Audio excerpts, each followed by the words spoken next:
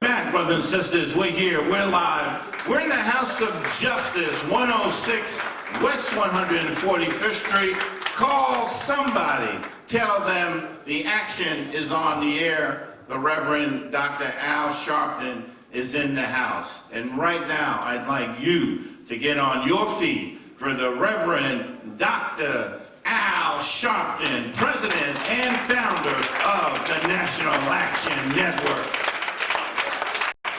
No justice, no peace. No justice, No peace. No justice, No peace. No justice. No peace. What do we want? Justice. What do we want? Justice. What do we want? Justice. When do we want it? Now. When do we want it? Now. When do we want it? Now. Hug the person next to you, tell him you love them.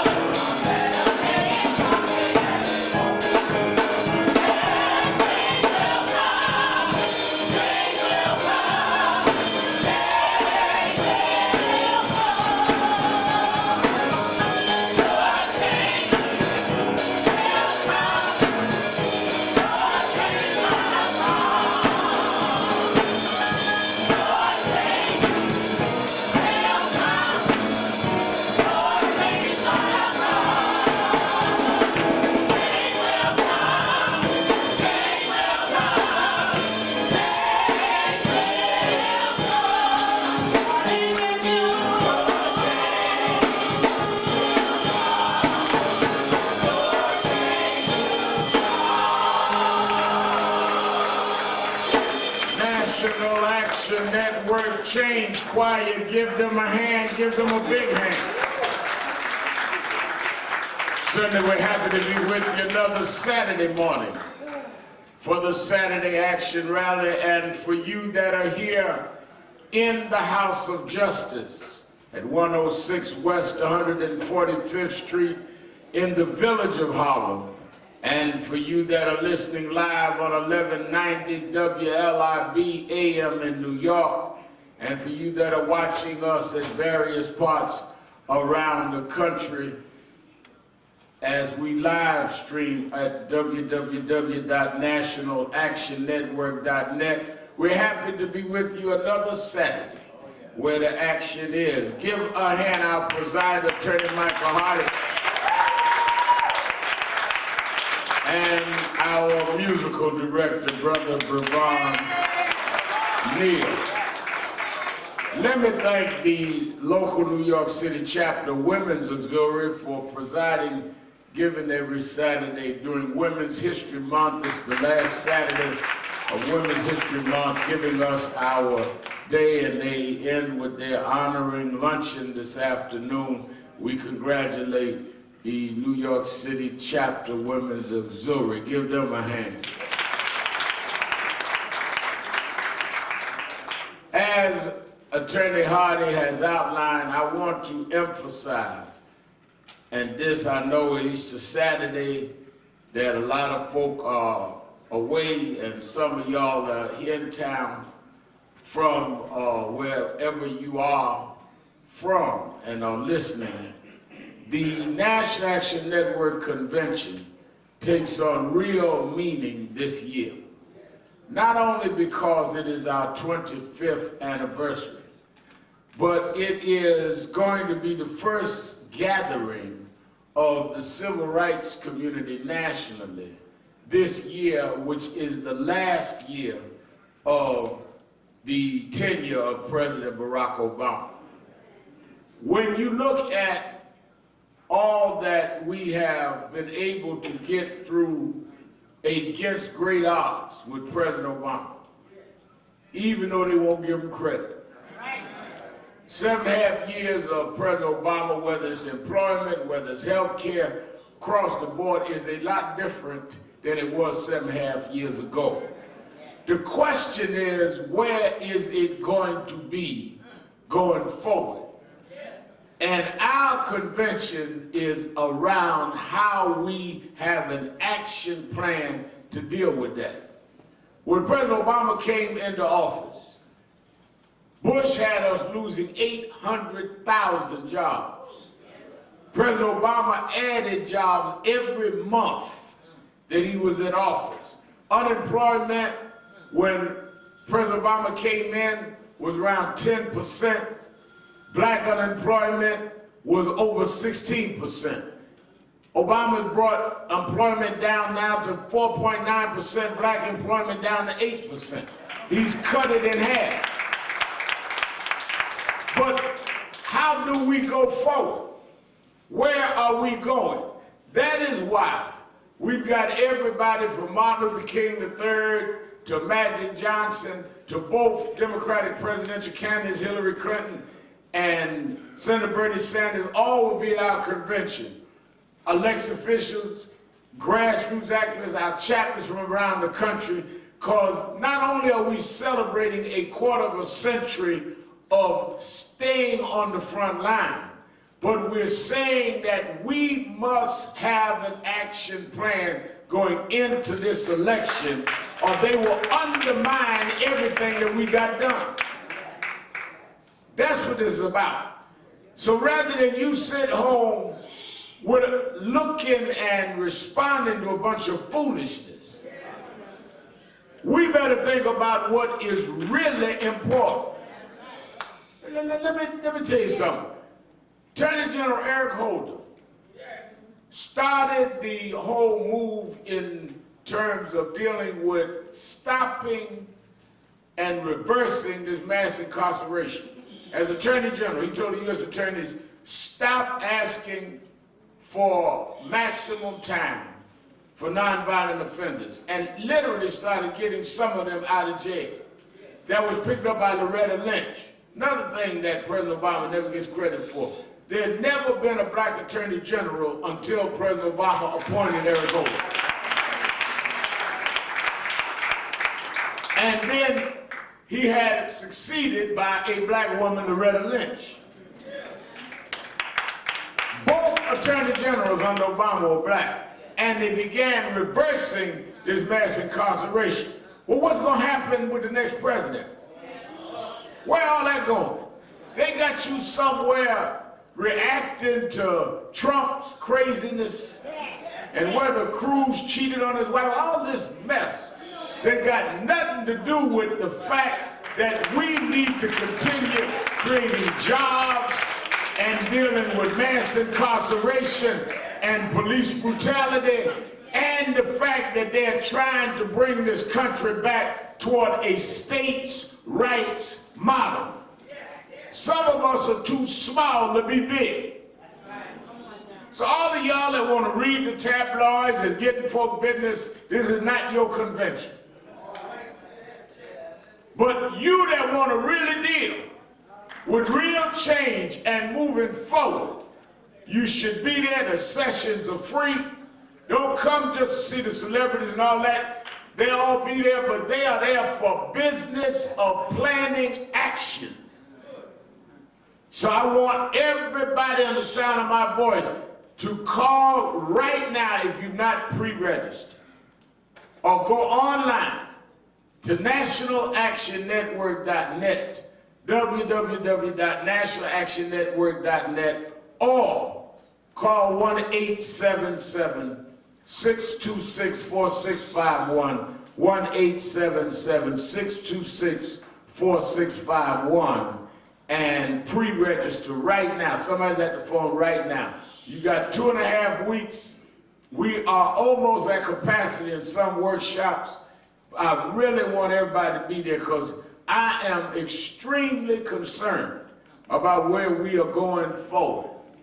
And I really want all of us to be part of that collective. I also want to say to our church community, one of the things that we don't do at National Action Network conventions, and many of you that are here this morning and some of you that listen have been and know, we are one of the few conventions that don't party at night. We have church at night. Because this was unapologetically a church-based civil rights organization. Now we take members from everybody. You ain't got to be a church folk to be a member, but it's a church-based organization. You're gonna hear some church if you around me. I ain't ashamed of where I come from. And everybody trying to be something else. I am what I am what I'm is. That's what my brother said. Now, so the workshops and all of that is all day. At night we have church. The first night of the convention, Wednesday night, the 13th, we will be, the performer will be Donnie McClurkin. He'll be singing. And the preacher that night will be Bishop Noel Jones from Los Angeles is flying up. Bishop Noel Jones will be preaching opening night. Friday night, the legendary Reverend Dr. Jasper Williams will be here from Atlanta. So we got something for you all. We do not party, we have church at night. Now some of the young folks, I heard, have a party after church.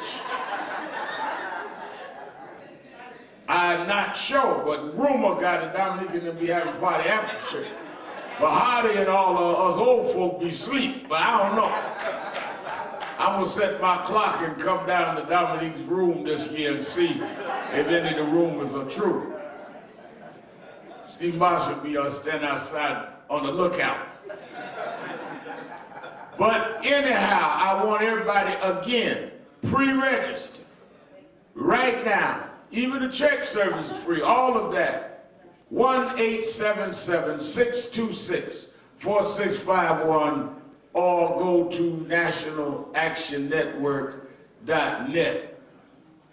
I want us to also this weekend, as it is a Easter weekend, and I'll be on in the morning. People want to know, you're going to be on Easter? I will be on Politics Nation in the morning, 8 a.m. on MSNBC. It's going to be a great show on the morning. Watch in the morning. And then I'm preaching. I'll do the Politics Nation show at 8 o'clock on MSNBC. Then I do my radio show at 9 to 10 live, both in the morning. Then I'm preaching at 12 noon in Harlem at St. Luke's Baptist Church for the Reverend Johnny McCann on Park Avenue and 130th.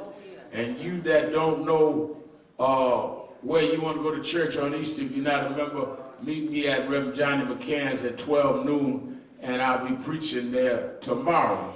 And Rachel Nolan come in, didn't know where she wanted to wear her Easter outfit and what color she want her hair for Easter. She figured out tonight, and we'll see tomorrow.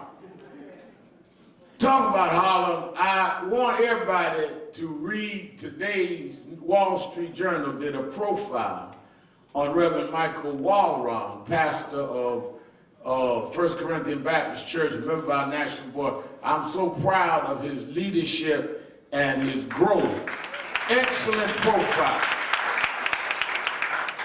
I know a lot of y'all don't read the papers on Saturday, so I want y'all to go online or get you a paper and read the profile of Reverend Walron, a voice for our time, a prophetic voice. I'm very proud, my little brother and partner, Reverend Michael Walron. Give him a big hand. Also, as stated on Wednesday night, Wednesday night. Everybody look at the person next to you and say, that's the day after Tuesday. All right, I'm just making sure y'all got the right calendar. Wednesday night, we will be having a town hall meeting here on what's going on with NYCHA. Dr. Lenora Falani and I will host it. I'll be here 6:30 on Wednesday night. There are all kinds of plans. There are all kinds of schemes, what to do with NYCHA housing. Well, we want to discuss it openly and see where and what is real, and then take a position as an organization on where we're going, because this is a serious problem. As we dealt with affordable housing, we've now got to deal with public housing and how they're going to deal with the public. So I want you to meet Dr. Falani and I here Wednesday night. She just walked in. You about 3 days early, Dr. Falani, but good to see you. Wednesday night, 6:30, we will be hosting a town hall on NYCHA here at the House of Justice at 6:30. You in Radio Land that are in public housing, you that are listening to me, or that are concerned about this issue, be here at 6:30 Wednesday night and meet us here as we deal with it. Whatever your view is, you need to be at the House of Justice on Wednesday night. Then on Thursday is legal night, where the last Thursday of every month, a legal panel answers whatever your legal questions may be, whatever your concerns may be, free of charge. This was created and conceptualized by Attorney Michael Hardy, and we do it in chapters all over the country now, duplicating what Hardy does here the last Thursday of every month, and it's free. Free legal advice. I didn't say that we're going to take your case. Some folks come up here talking about, Rick Mel said that you'd be my lawyer. Well, I'll give you some advice. No, I need you to be my lawyer. I robbed 9 banks. But they didn't get my picture. No, we ain't talking about that. We talking about folk that need free legal advice and just have no guidance and don't have no way of trying to deal with where to find a solution to your situation. On Thursday nights, as I said, Attorney Hardy started this a couple of years ago now, 6 years ago now, and it has become an institution. It has become an institution in our organization, part of our quarter of a century of service. I want to thank the family of the late, great Honorable Nelson Mandela. They presented me with the Mandela Legacy Award in Ottawa, Canada last Saturday night. I left here and went to Canada and received the award. About 11 degrees in Canada. And then I had to go from there to Turks and Caicos, where it's about 90 degrees to speak. So I've been one extreme to the other. But when you eat right, stay healthy, you can take all of them temperatures and not worry about it.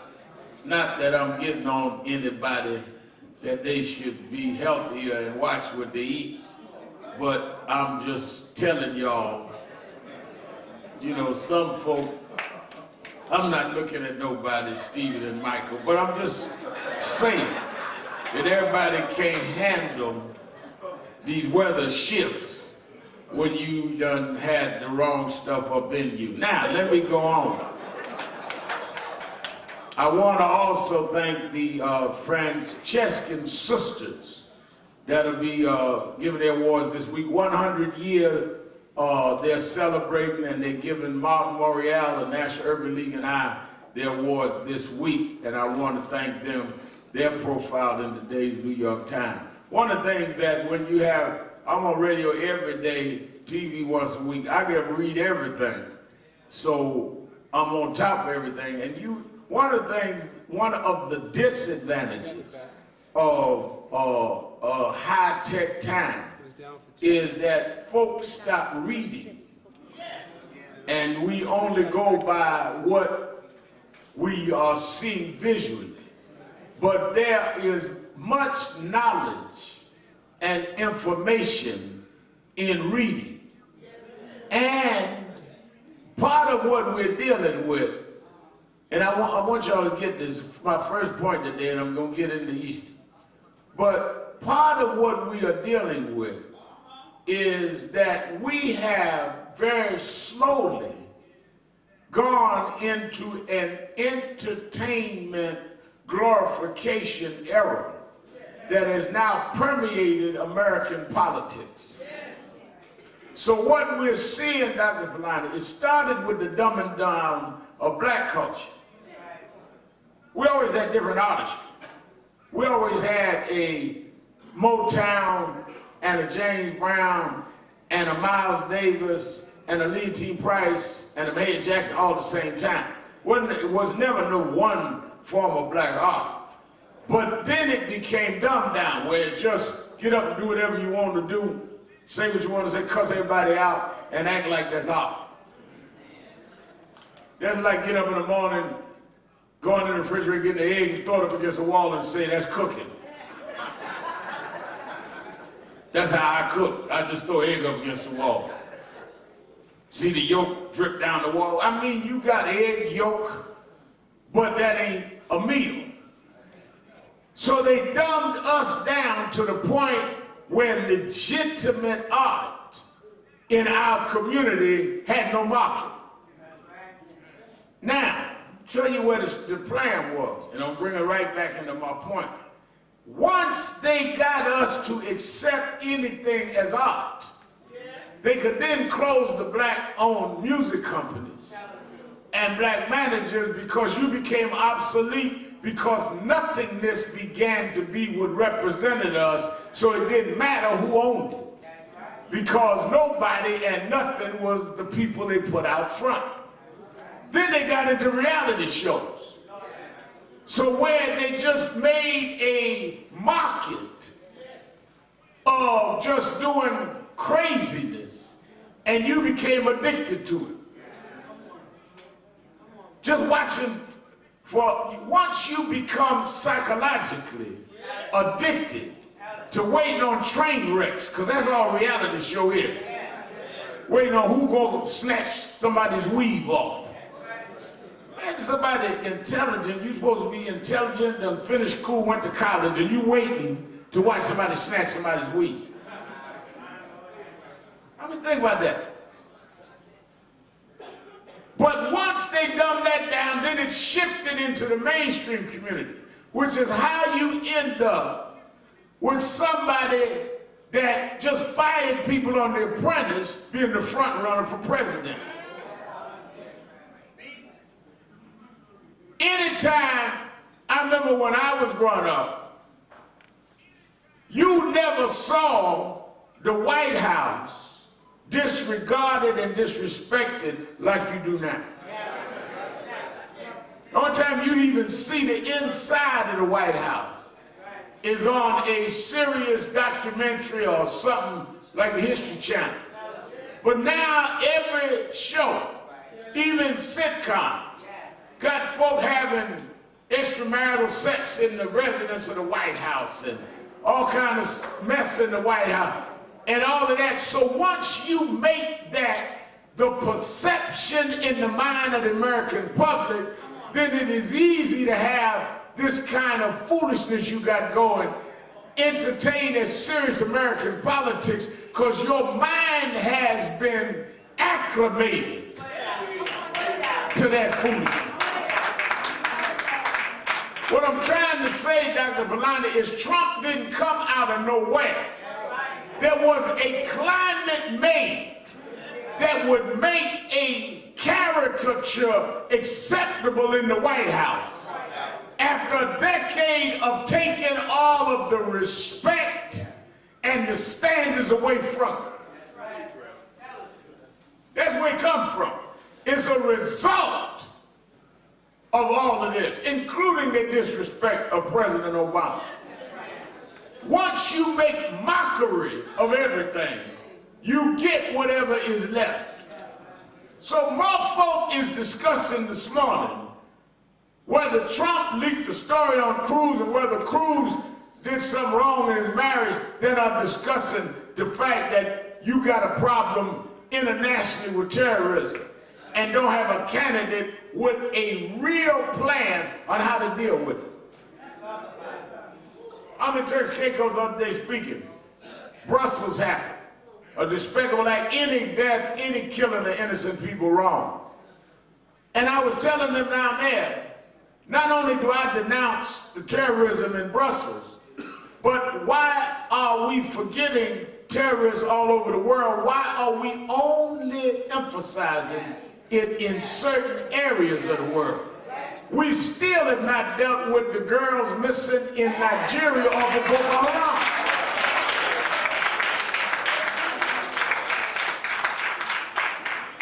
We got upset for 2 months and went away, and those girls are still missing. You had terrorists attack Kenya. You had terrorists attack in Nigeria. So I'm against all of it. And others ought to be the same way. But how can you have somebody talk about, I'm going to be president, and they have a one-line soundbite on how they're going to deal with terrorism? Trump said, oh, we're going to go in and beat them. What does that mean? Beat them how with what? Cruz, we should patrol all Muslim areas. We should do what? I mean, to even act like this is serious. I want you to follow me now, because if I had done this when I was running for president, they'd have run me off the stage. We should patrol Muslim areas, he said. First of all, how are you going to define a Muslim area? You got Muslims everywhere. Second of all, you cutting budgets all over the country, who going to patrol? Same folks say now we ain't got no money for cities. Going to say we got money to patrol Muslims that you can't find. Muslims don't live all in one area. You got Muslims in all of our buildings, all our families. Some of us Baptists sleeping with Muslims, our husband, our wife. What, we gonna take a Muslim test and turn them into the patrol? I mean, what kind of craziness are you talking about? But this is the dumbing down of the American public. I want y'all to understand this. So we are entertained with watching presidents cutting up in the White House or secretaries of state that don't know policy. If you're entertained with that, then you don't look for much more than that when you go to vote. And they demonize those that raise the heavier points. So 20 years ago, 25 years ago, when we started NAM and a Fulani, we're talking about independent politics, that was scandalous and against the party and against the community. Now, when they talk about the independence, you can't win without the independence. They never give credit to those that pioneered that. I expect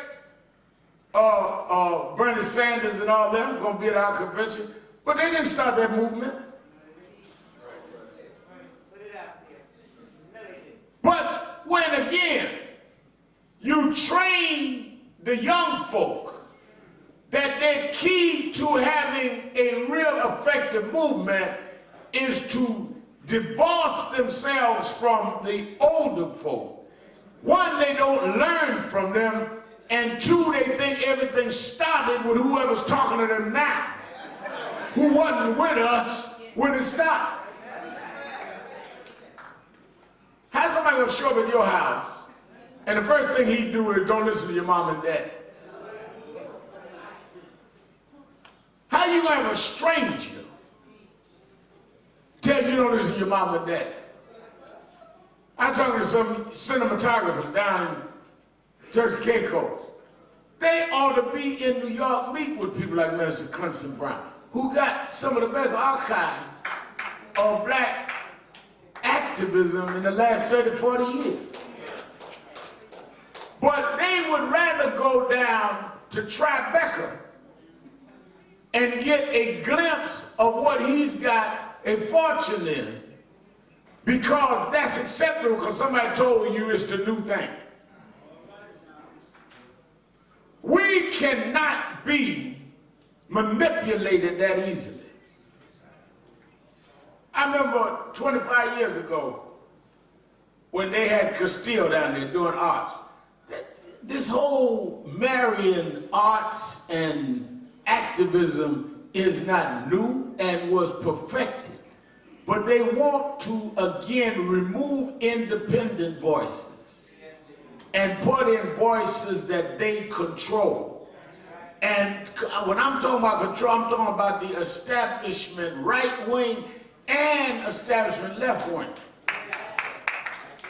Because they want to be able to assign who gonna be the black folk that can talk and who gonna be the white folk that can talk. Biggest problem, reason why I was always controversial in New York is I come out the black church, I wasn't taking orders from the right or the left, because they didn't create me.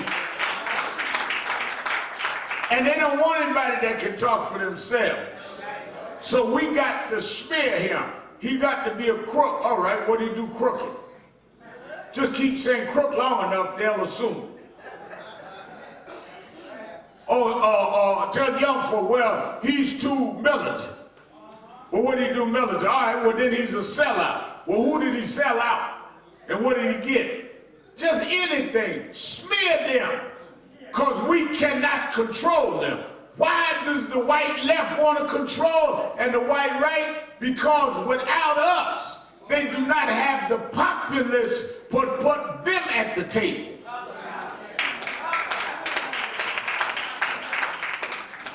So that's why they sit at the table and cut up the real estate and cut up the finance and cut up the real power in the city, using you as the collateral for them to cut deals. Wonder why we live in New York City, Big Apple, and go downtown.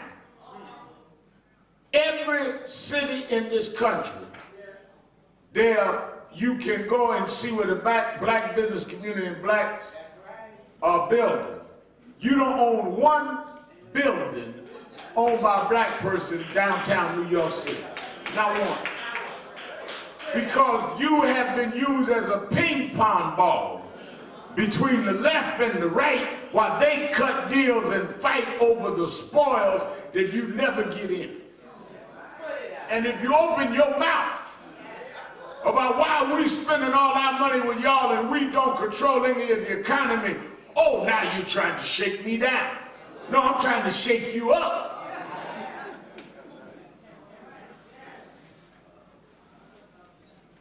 All of this, the illusion of our being included. I used to watch it when I was a kid running with James Brown. The illusion. I remember one night, guy came in, recording studio. We were waiting on James Brown. Guy wanted to sing. Demanded he wanted to cut a record. In order to get him out of there, they said, fine. Put him in front of the microphone. He sung his heart out, but nobody ever turned the switch on. He went home satisfied and then done nothing but sung to a turned off mic. Well, that's what they do to us. Give us the illusion that you're doing something that you're not doing, because at the end of the day, the policies don't empower you. If you have nothing more than you had, then what makes it progress? I'm a progressive. Well, show me our progress. Hello? That's why I started today by telling you, this is what Obama did. Well, man, you close to Obama. As close as I could get if we could cut unemployment in half. and get affordable care. Yep, I tried to stay as close as I could. Well, he didn't come to the fish fry in Detroit. No, he got Cuba opened up.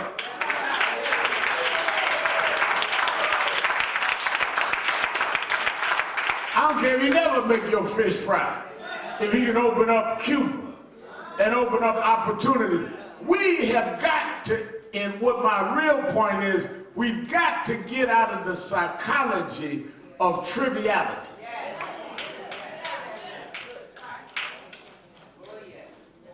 We have got to get back to real basic stuff. And if we don't, we will end up being the regressive. When we were coming along, when rap stopped, I'm a contemporary of Russell Simmons and Public Enemy and KRS-One. All of that. That whole generation, that's why y'all see Curtis Blow come by every once in a while. We all grew up together. That was the generation that confronted, in your face, fight the power.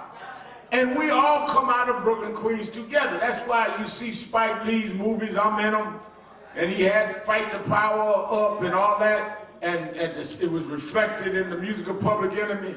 Fulani and Hardy tell you that Public Enemy, Professor Griffin, them used to come by our rallies at the Slate. All of that. So we were there and watched them take it from a progressive, activist art form to a misogynist, dumbed down, commercialized, where they shut the voices up that were expressing our anger and our outrage. Shut them up. We put Abner Louima's police assaulters in jail. They're still in jail. We put the folk in jail in Howard Beach and in Bensonhurst. But they tell you don't listen to that. Don't listen to them. Listen to us. Well, who have you done what you talking about? So my real advice is that we've got to reconnect past this triviality. Don't let people play on your smallness. Don't let people break you down to being as miniature in your thinking as you can be. Don't let people play on your insecurities and your fears. Grow and be as big in your thinking and your goals and your outlook as you could be. Part of growth is not accepting others imposing your limitations by you accepting it. I tried to, in that last book I wrote, Rejected Stone, tell people part of the greatest thing that happened to me is by not allowing others to impose their profile of me on me. I never accepted it. The greatest gift Bishop F.D. Washington gave me is when I was 4 years old, wanted to preach. He never told me I couldn't. First Civil Rights Act I ever did was in the 3rd grade. I would do my homework and write on the heading of my paper, Reverend Al Sharpton. And the teacher told me I couldn't write that. I said, what are you talking about? She said, you're a 3rd grader. I was about 7 or 8. She said, you're not no minister. I said, yes, I am. I'm a minister at Washington Temple Church of God Christ. I'm telling you, you can't do that. I come back in the next day, my homework. Reverend Al Sharpton. She got so mad that she sent for my mother. And my mother and my pastor, his credit, came to the school and explained to them that I was a junior pastor in Washington Temple and I had the right to do it. That's the first time I learned how to stand up to authority.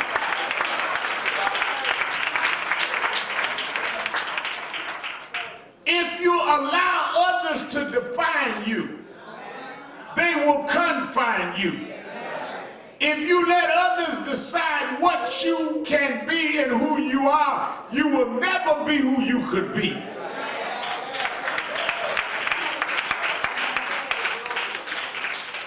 Everybody born was born for a purpose. God has not made a mistake since he made the world. And God don't need somebody else to tell you who you could be. You, if you reach deep inside and believe what he's put in you, you can grow into blossoming into being what it is you were born to be. I remember in 1982, I was on a plane going from Augusta, Georgia to Washington, D.C. with James Brown. James Brown was taking me with him. He was meeting with President Reagan and Vice President Bush to support them giving the Martin Luther King holiday. And he took me with him. We were on the plane. He looked at me, he said, "Reverend, you like my son. When we get here, I want you to do me one thing." I said, "What's that?" He said, "I want you to style your hair like mine." Nobody knew who I was at 82. I said, "All right." He took me to his hairstylist, Mary, styled my hair like his. Then he told me, "I want you to keep it like that till I die." I said, "All right." Now, some folks would say, "Well, that's overzealous as a fan." What they didn't understand is that because I grew up and my father had left, no one had ever asked me as a young boy to emulate them and make me feel I was worthy of being somebody's son. So this hairstyle was a validation to me that here was a man that wanted me to be a reflection of him. So when I came home in New York, and a lot of my activist friends said, "Get that mess out your hair, da da da da," they didn't understand it was my validation, but it was also me not letting you tell me how I was going to be black. Because blackness is not one-dimensional. I knew black folk that sung in quartets with conch hair that was blacker than some of you Afro Uncle Toms that were going downtown.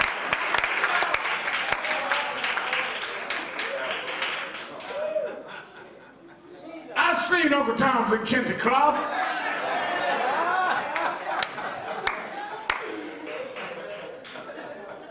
I've seen Aunt Jemimas with their head wrapped. Blackness is about excelling and being who you are. Amen, brother. Amen. And that's where we got to get back to. And it's not one dimension. That's why in the convention, with our black intellectuals panel, Michael Eric Dyson is going to be in, and Mark Lamont Hill and Lonnie Guinier and them are all going to be part of that. Where are our E. Frank?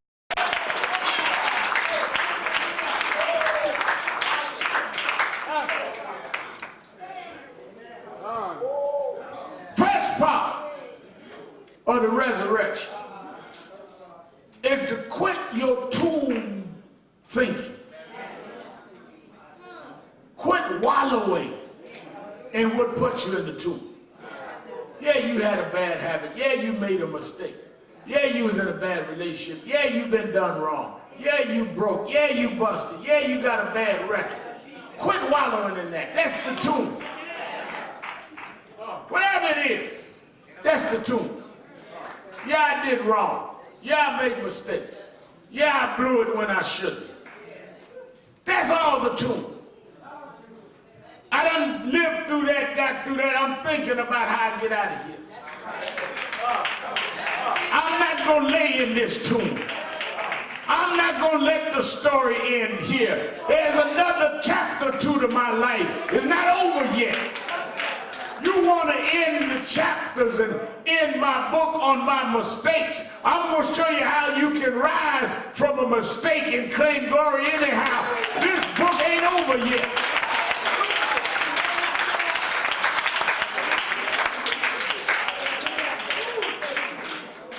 Now there's the second part. And I just got this Minister Kirsten John 4 the other day. Jesus predicted the crucifixion, told him he was going to rise again. But when he rose, nobody was there. They caught up with him later. Mary went to the tomb.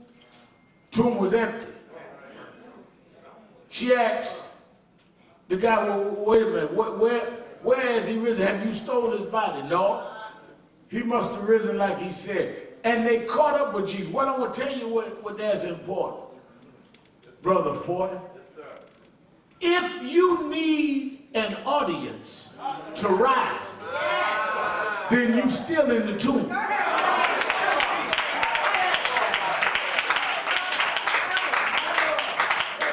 Some of y'all are so busy trying to get folks' approval to get up, and their acknowledgement that you got up. The fact that you need others' validation means you ain't rose yet. Resurrection is when you don't need nobody to know but you that I'm not in this tomb no more. I don't care what you think of me. I don't care what you say about me. You gonna find an empty tomb because I already left where you thought I was.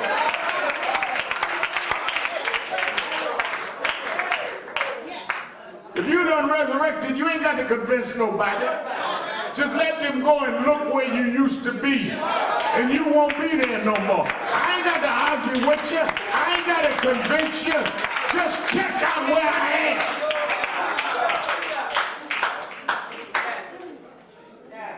Then when Thomas caught up with Jesus, the Bible said doubting Thomas. That was the original Uncle Tom, Thomas in the Bible. That's all Uncle Tom is, somebody that doubts. Thomas said he doubted it. Jesus showed him the wound in his hand. The victory of a resurrected one is when you can show the wounds to the doubters and keep on walking in the resurrection. That's why when they write these articles, Clemson, about Sharpton in the White House, after all this controversy, that's right, that's who's walking up in here. Let me show you the wounds. You thought I was gone. You thought you crucified me. You thought your piercing in the side would stop me. But I serve a God of a resurrection, and he promised that he'd make my enemies leave me alone. That's right, get your lens straight. Get the best shot you can, and look at me now. God will rise you again. God will open up the tomb, even if it's by yourself. Rise up, black man. Get up, black woman. This is your day. This is your time. No turning back. I believe in the God of the resurrection. Everybody's singing. Everybody's singing. Everybody's singing. Hey, singing like you mean it. Singing like you mean it. Singing like you mean it.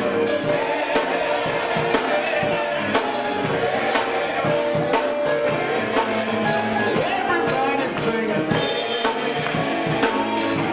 Everybody's singing. Everybody's singing.